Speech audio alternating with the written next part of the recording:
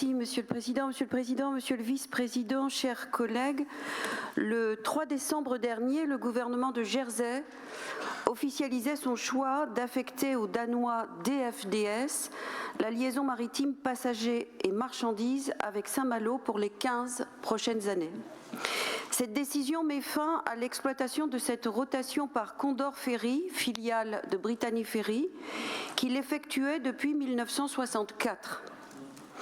Alors que la région Bretagne était heureuse de nous informer il y a quelques semaines d'une meilleure coopération grâce à l'ouverture d'un bureau des îles anglo-normandes à l'antenne portuaire de la région, cette nouvelle est brutale puisque DFDS effectuera les traversées dès le 28 mars 2025.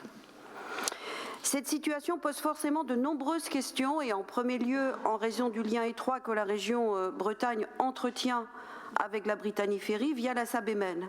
En second lieu, aussi à la suite de l'avancée portée par Didier Le Gac sur le dumping social. Rappelons également que la Brittany Ferry est le premier employeur de marins français et donc pourvoyeur important d'emplois bretons. 2500 emplois directs, 800 emplois saisonniers, 2 millions de passagers, 9 millions de nuitées.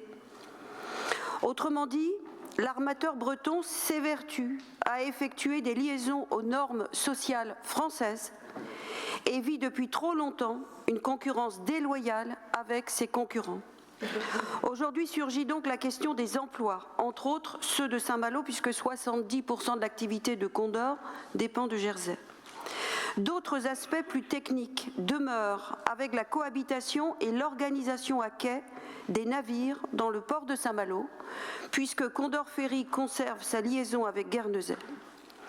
Ne nous y trompons pas, DFDS, puissante entreprise, n'a évidemment pas comme seule ambition la liaison Jersey, mais la considère comme un premier pas vers d'autres liaisons au départ des nouvelles passerelles malouines, ce qui mettrait clairement l'équilibre économique de la Brittany Ferry en péril.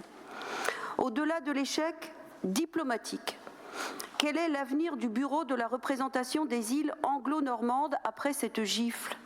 Est-ce que la région Bretagne va tenir ses engagements en matière d'horaires prioritaires pour les lignes de la Brittany Ferry sur les nouvelles passerelles malouines? Est-ce qu'enfin le concessionnaire EDIS est susceptible de renoncer à ses propres engagements? Toute question vitale. Monsieur le Président, l'économie bretonne et ses salariés ont besoin de réponses. Monsieur le Président, je suis conseillère régionale finistérienne, je parle aux côtés d'un conseiller régional malouin.